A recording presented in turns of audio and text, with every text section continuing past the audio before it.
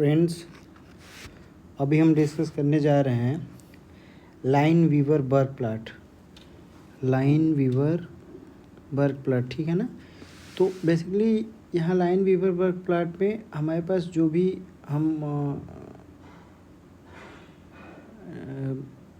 ठीक है ना, जो हमने माइकलिस मेंटन इक्वेशन में, ठीक है ना, तो वहाँ पे हमें पैराबोलिक टाइप का कुछ कर्व मिल रहा था। तो यहाँ पे लाइन वीवर बर्ग प्लॉट के अंदर इसे हम सिंप्लीफाई करेंगे, या ऐसे कहिए कि अब माइकलिस मेंटन इक्वेशन को अरेंज करेंगे। वैसे अरेंज करके हम स्ट्रेट लाइन के फॉर्म में लाना चाहते हैं। वहाँ से क्या बातें निकल के आएंगी वो थोड़ा सा हम देखने की कोशिश करेंगे, ठीक है ना। तो अगर हम देखने की कोशिश कर, देखिए यहाँ पे हमारा ये रहा हमारा माइकलिस मेंटन इक्वेशन। तो ये माइकलिस मेंटन इक्वेशन रहा। अगर हम माइकलिस मेंटन इक्वेशन को उलट दें, समझिए आप ना, अगर इसको कहना है कि आप उल्टा करेंगे, ये कह रहे हैं v0 हो जाएगा 1/v0, ठीक है ना। और ये कह रहे हैं कि ये पूरा km+s चला जाएगा ऊपर, और v max इंटू एस कह रहे हैं कहाँ चला जाएगा, नीचे चला जाएगा। तो रिवर्स कह रहे हैं कि अगर आप इक्वेशन को उल्टा करेंगे तो आपको ऐसा कुछ देखने को मिलेगा, ठीक। अब फिर हम इसको कैसे लिख सकते हैं कि देखिए जैसे ये km है हमारे पास ना, तो यहाँ से कह रहे हैं कि km मतलब ये कह रहे हैं कि नीचे वाली वैल्यू तो सेम रहनी है, ठीक है ना, नीचे वाली वैल्यू कॉमन रहनी है। तो हम कैसे इसको कह रहे हैं कि और थोड़ा सा इलाबोरेट करके लिख सकते हैं। तो km, देखिए km के नीचे कह रहे हैं v max इंटू एस, तो ये हमने लिख दिया ऐसे डायरेक्ट, और प्लस, ठीक है ना, प्लस ये कह रहे हैं कि हमने ऊपर s है हमारे पास, नीचे v max इंटू एस है, इसको ऐसे हमने लिख दिया, ठीक है ना। मतलब कहने का कि ये नीचे वाला जो टर्म है ये हमारा LCM होगा ना, LCM होगा। और LCM कह रहे हैं कि हमारा, अगर LCM लेके आप सोचने की कोशिश, इसी को हम सॉल्व करेंगे तो हमें फिर से कह रहे हैं कि ये पार्ट मिल जाएगा, ठीक है ना। तो यहाँ से हम समझ सकते हैं, देखिए एक चीज़ और जो ज़रूरी है, तो कैसे लिखा हमने, देखिए 1/v0 km by v max into 1/s plus यहाँ से कह रहे हैं कि s हमारा ऊपर नीचे दोनों में क्या हो जाएगा, कट जाएगा। तो हम यहाँ पे हमारे पास क्या बचेगा, 1/v max, यहाँ पे क्या बचेगा 1/v max। तो हमारे पास एक तरीके से कह रहे हैं कि जो हमारा माइकलिस मेंटन इक्वेशन है उसको हमने अरेंज किया, तो हमें कह रहे हैं स्ट्रेट लाइन का फंक्शन हमें मिलता हुआ दिखाई दे रहा है। देखिए मतलब यहाँ पे 1/v0 जो है वो कह रहे हैं वो y एक्सिस को रिप्रेजेंट करेगा। मतलब कह रहे हैं कि इक्वेशन को, इस इक्वेशन को y mx+c से आप कंपेयर करेंगे तो आपको मिलेगा कि y के करेस्पॉन्डिंग करें 1/v0 है, ठीक है ना। और ये कह रहे 1/s जो है वो x एक्सिस को रिप्रेजेंट कर रहा है, और m स्लोप या इसी को हम क्या नाम दे रहे थे, tan थीटा।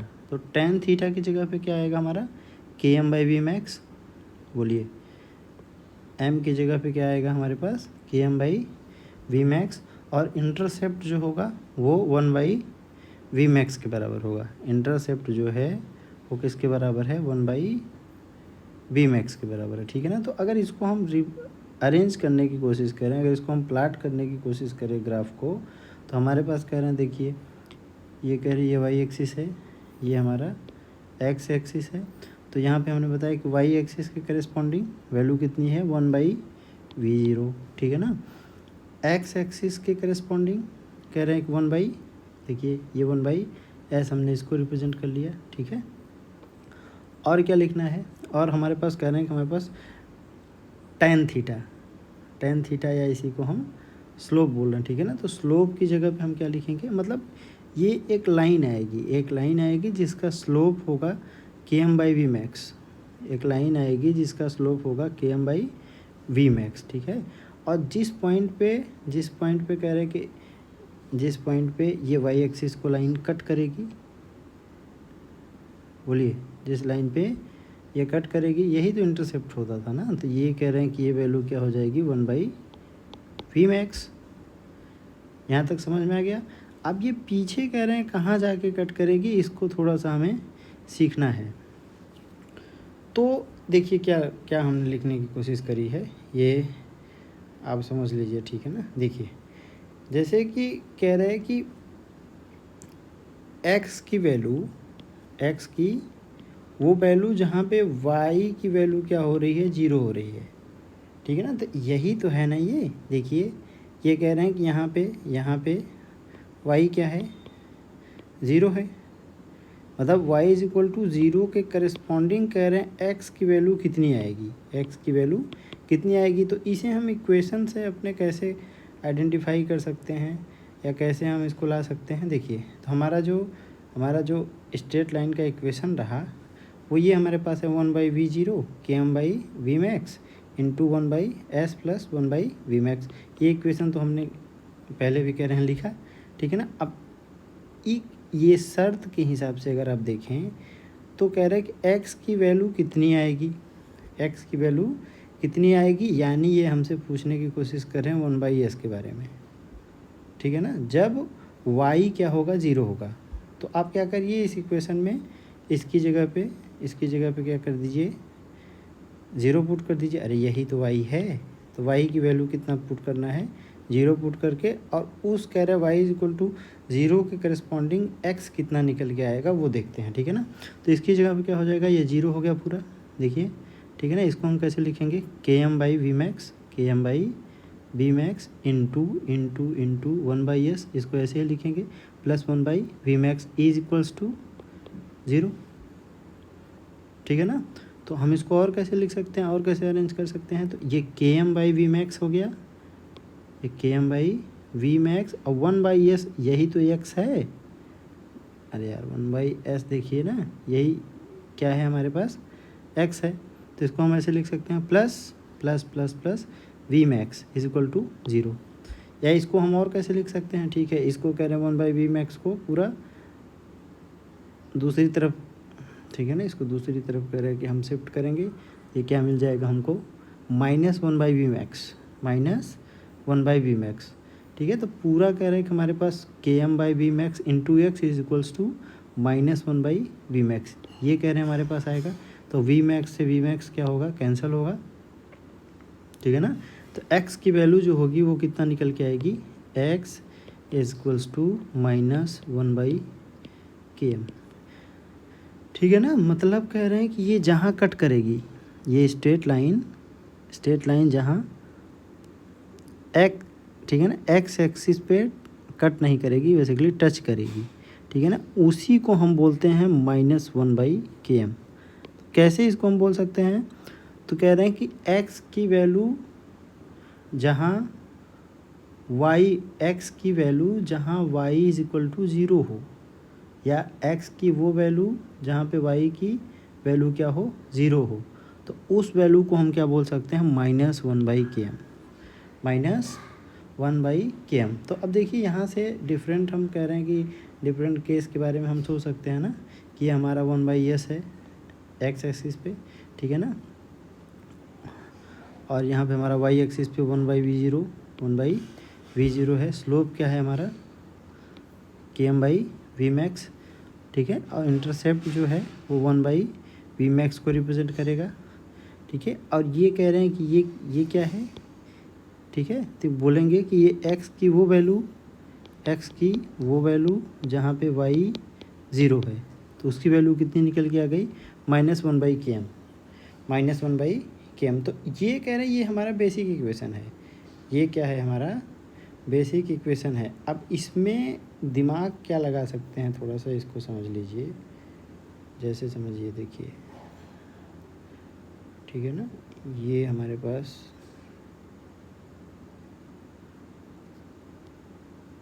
ये रहा हमारा नॉर्मल कर्व,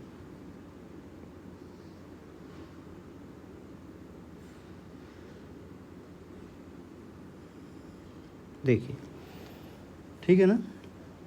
तो इसको हमने कैसे रिप्रेजेंट करना है, ये 1/s है, बोलिए ये 1/v0 है, ठीक है ना। ये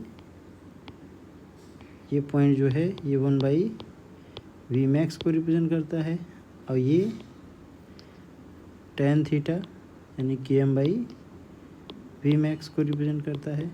अब यहाँ पे देखिए, और ये वैल्यू कितनी है, -1/km,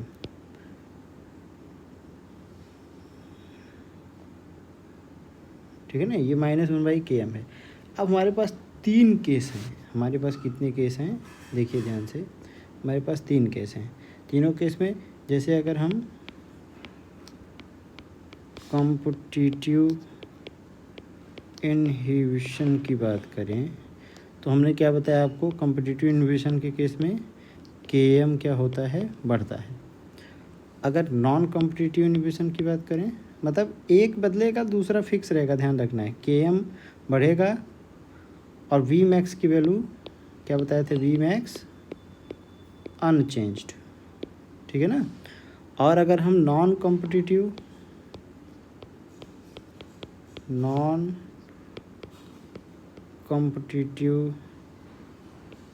इनहिबिशन की बात करें तो उसके लिए क्या बताया था हमने, Vmax की वैल्यू क्या होती है, घटती है, ठीक है। और अनकॉम्पिटिटिव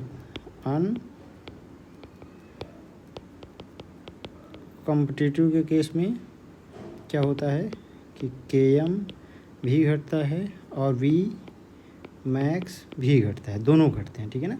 तो ये अनकॉम्पिटिटिव वाला जो है ये हमारे कह रहे हैं कि NCERT के अंदर बहुत ज़्यादा दिया नहीं है, लेकिन ये कॉम्पिटिटिव और नॉन कॉम्पिटिटिव ये दोनों कह रहे हैं दिए हैं। तो यहाँ से अब ये Km के बारे में भी आपको, ठीक है ना, Km के बारे में भी बताया है, सबस्ट्रेट कंसंट्रेशन के बारे में भी बताया है, Vmax के बारे में भी बात किया है, V0 के बारे में बात किया है, ठीक है ना। तो यहाँ से ये कुछ बातें, ठीक है, जो बहुत अच्छा क्वेश्चन पूछा जाएगा तो यहाँ से कुछ बातें ये कर सकते हैं। तो मान लीजिए थोड़ी देर के लिए देखिए, अगर कह रहे हैं कि अगर हम पहले केस को थोड़ा सा इंटरप्रिटेट करने की कोशिश करें अगर, ठीक है, तो क्या बोल रहा है, कॉम्पिटिटिव इनहिबिशन के केस में Vmax जो है, Vmax अनचेंज होगा, चेंज कौन होगा, Km, ठीक है ना। Km की वैल्यू क्या होगी, बढ़ेगी। अच्छा, अगर Km की वैल्यू बढ़ेगी, देखिए तो इस लाइन, ये जो लाइन है इसकी सेहत पे क्या असर पड़ेगा, इसको थोड़ा सा हम समझने की कोशिश करते हैं। तो क्या होना है देखिए, तो -1/Km की वैल्यू बढ़ेगी, Km की वैल्यू कह रहे हैं सर, Km की वैल्यू क्या होगी, बढ़ेगी। अब Km की वैल्यू बढ़ेगी तो ये कह रहे हैं कि ये जो ओवरऑल वैल्यू है ये 1/Km की वैल्यू क्या होगी,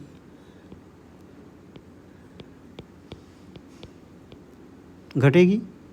और कोई वैल्यू घटेगी, मतलब 1/Km की वैल्यू तो घटेगी, ठीक है ना, लेकिन उसके साथ में निगेटिव भी लगा हुआ है, ठीक है ना।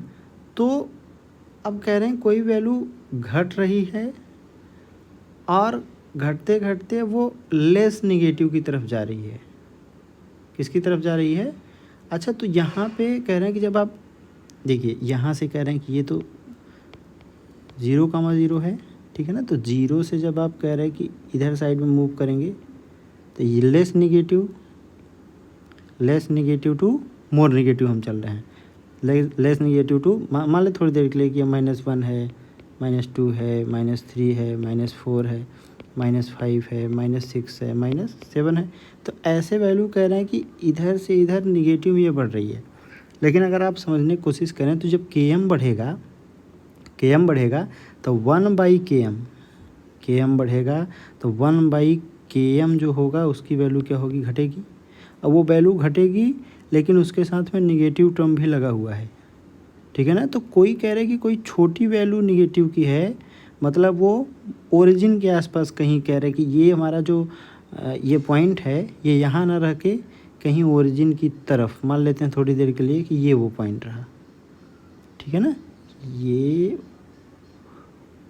वो पॉइंट रहा, ठीक है। अब दूसरी बात क्या बोल रहे हैं, Vmax जो है वो बदलेगा नहीं, Vmax की सेहत पे कोई फ़र्क नहीं पड़ेगा, तो वी मैक्स की सेहत पे जब कोई फ़र्क नहीं पड़ेगा, यानी ये वाला पॉइंट 1/वी मैक्स जो है वो भी नहीं बदलेगा। ठीक है, तो ये लाइन कैसे आएगी आप समझिए कि ये लाइन देखिए यहाँ से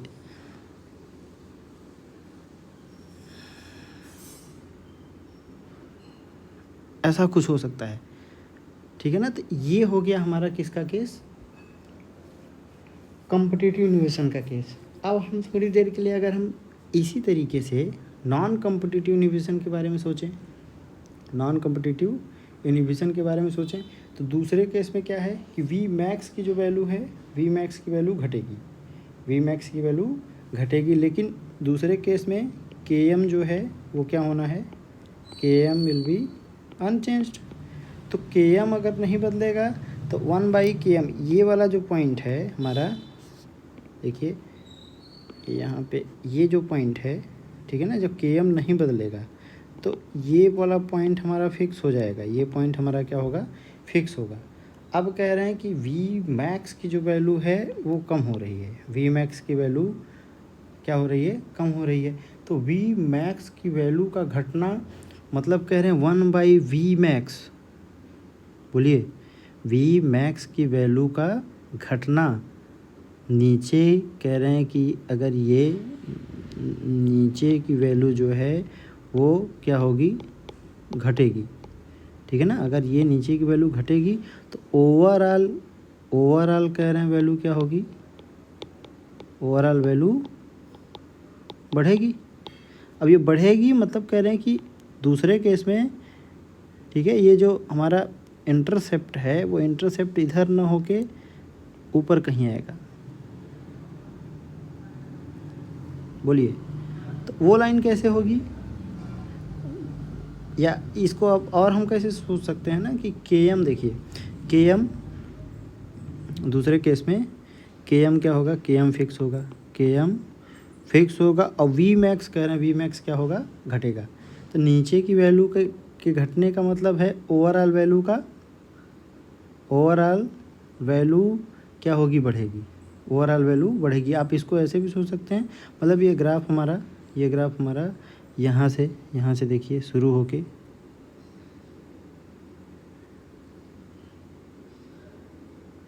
ये ऐसा कुछ जाएगा। ठीक है ना, तो ये इस तरीके से आपसे ग्राफ दे के अगर ये पूछने की कोशिश करें कि भाई ठीक है ये 3 ग्राफ हैं, इसमें से ठीक है कौन सा हमारा कॉम्पिटिटिव इन्हिबिशन को और कौन नॉन कॉम्पिटिटिव इन्हिबिशन को रिप्रेजेंट कर रहा है, क्योंकि वो दोनों हमारे सिलेबस में हैं। ठीक है ना, हमारे सिलेबस में हैं, तो उनके बारे में हमसे चीज़ें पूछी जा सकती हैं। तो ये बहुत आसान सी बात है, थोड़ा सा अगर आप दिमाग लगाने की कोशिश करेंगे तो आपको चीज़ें समझ में आएंगी। आई होप आपको चीज़ें क्लियर हुई होंगी। मिलते हैं नेक्स्ट वीडियो में। Thank you so much.